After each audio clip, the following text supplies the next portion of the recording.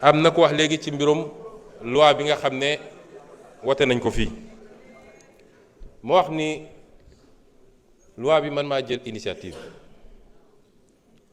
wax naa ko fii du loo xam ne dañ koo jël ci coxor walla parce que dañu bëgg a métital nit am na loo xam ne boo koy def yàlla dénk la responsabilité doo ci seet lu dul liy njëriñu réew waaye defoo ko pour orienter ko ci Masamba walla Mademba waaye nag Masamba ak Mademba bu mu dal gis nga waa boo koy wote député yi fii mun nañ daje wote loi code électoral waaye député yi génn fii léegi moom ci boppam loi bi dal ci kawam parce que violé na benn feu rouge wala circulé na fu mu waroon circuler la loi par essence est impersonnelle une fois qu'elle est votée nag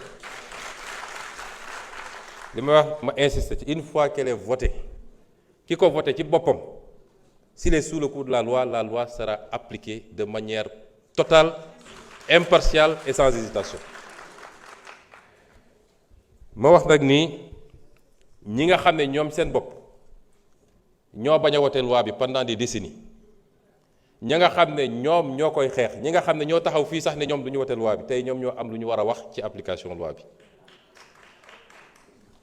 député ministre président doomu jàmbur xaritu jàmbur képp koo xam ne tey tu es sous le coup de cette loi la loi sera appliquée te intervention du jóge fenn man kilifa yu bëri woon nañ ma ci loi bi ay kilifa diina yu mag ku ne ay amagul ku ma ne diw loi bi dal na ko jege na ma dama bëgg ngeen bàyyi ko wala yu demee noonu amagul ñépp rafetlu loi ba démb ba fi ma jaar ci suñu mbokk jàngu yi amul kenn koo xam ne rafetluwul loi bi nga xam ne jël nañ ko ci Sénégal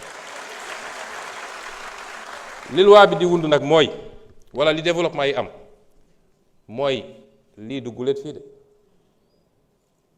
waaye dañ leen daan protéger parce que du ñu ne ci ñaari at yi la fi yëpp am kuñ fi jàpp nee na la depuis 2000 nangam 2014 2010 2010 maa nga ca woon yàgg nañ fee jàpp nit ñu def pression ci procureur ne bàyyi leen ko daggal ko biyee mu génn réew mi loolu am na yàgg na am ci réew mi ñun lii ñuy def nii ñi ñu jiitu bu ñu ko defoon mbir mi du egg ampleur bi du egg ampleur bi te nag fu ñu ko foogee nag ndekete weesu woon na ko kan fii moo bëgg doomam mujje foofu ñi mu dal sax ñoom seen bopp ñoo ngi naan lii nattu la mënuma ci dara waaye maa ngi bëgg a tuub mooy loolu mooy wane ni kenn bëggu ko waaye di phénomène demoon na ba nga xam ne ci école yi la ñuy taxaw di recruter xale yi di leen jox ay portable wala xaalis pour mu leen détourner loolu waral ni bu ñu réagir woon dañuy xëy yeewu ñun ñëpp kenn ku ne ñu ne la sa biir kër sa nangam sa nangam sa nangam ma nga ca te rawaguñ ci sax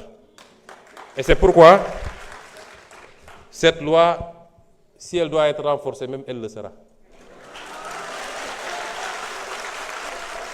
et nous insistons man nag duma justice du man may appliquer waaye la justice doit veiller à l'application totale intégrale impartiale et parfaite de cette loi parce qu'il y va des intérêts supérieurs de cette nation.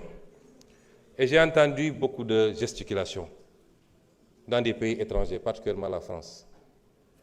Si ils ont opté pour ces pratiques que je ne veux même pas nommer, c'est leur problème, mais nous n'avons pas de leçon à recevoir d'eux. Absolument pas de leçon. Aucune leçon. S'il y a intolérance, on doit le chercher dans ces pays. Ou pas plus tard qu'il y a 4 jours, une avocate a été attaquée parce qu'elle s'est fait interviewer avec un foulard sur la tête. C'est ça l'intolérance. C'est ces pays-là qui sont intolérants. Nous n'avons pas de leçon de recevoir de personne. Le peuple sénégalais souverain, dans sa totalité, je ne dis même pas dans sa majorité, ne veut pas de ces pratiques ici au Sénégal. Barki dem dama doon waxtaan ak un de mes ministres mu ne ma oui l'objectif c'est de casser la chaîne de transmission du VIH. Ma ne ko non, l'objectif n'est pas de casser la chaîne de transmission, c'est un des objectifs sous-jacents. Mais l'objectif principal, c'est de mettre un terme à la prolifération du phénomène. Ça, l'objectif principal. Kon loolu jàpp naa ni am nañu satisfaction pour le moment ci application de la loi. Et nous insistons. Parce que nag bëri na lu ñu ciy wax. Fii, il ne sera pas question de cacher les gros poissons. Les gros poissons, parce que ñooñu ñoo wasaare affaire bi en réalité les gros poissons ñi nga xam ne yor nañ seeni milliards yor xaalis mën a détourner facilement ay jeunes. Nous insistons pour que les choses aillent à leur terme, pour que le pays soit débarrassé de ces pratiques dont nous ne voulons pas. Et le message que je voudrais lancer pour conclure sur ce chapitre, gis nga dañu am une sorte de tyrannie. Société àdduna bi nous sommes peut-être 8 milliards d'êtres humains. 80% ou plus bëgguñu lii. Soo demee pays asiatiques yi bëgguñu ko. Ben pays asiatique doit le critiquer parce que tu as fait ça. Aucun pays asiatique ne nous critiquera, ni la Chine, ni le Japon, ni la Corée, ni je ne sais quel autre pays ne critiquera le Sénégal ou aucun autre pays parce qu'il a légiféré sur cette question. Aucun pays arabe ne nous critiquera. Aucun pays africain ne nous critiquera. Mais il y a un petit noyau qui s'appelle l'Occident.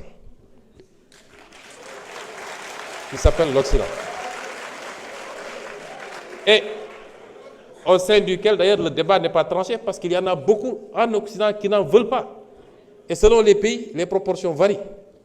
Donc, il y a moins de 5 ou 10% de la population mondiale, parce qu'ils ont les moyens, parce qu'ils maîtrisent les médias, qui veulent imposer leur dictat, leur culture, leur civilisation. D'ailleurs, on n'osera pas parler de civilisation avec cette affaire-là, parce que ce n'est pas de la civilisation, et qui veulent aujourd'hui l'imposer au reste du monde. Au nom de quoi? Et nous avons une partie de nos élites, de nos intellectuels, qui sont complexés, qui ont été complètement formatés à des trucs et qui ont peur de leur propre ombre. Nous, au Sénégal, n'avons pas le droit de dire en tant que Sénégalais que nous ne voulons pas de cela.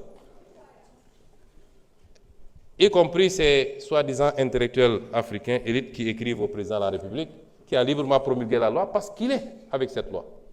Et qui écrit pour demander un moratoire. Il n'y aura pas de moratoire. Cette loi sera appliquée.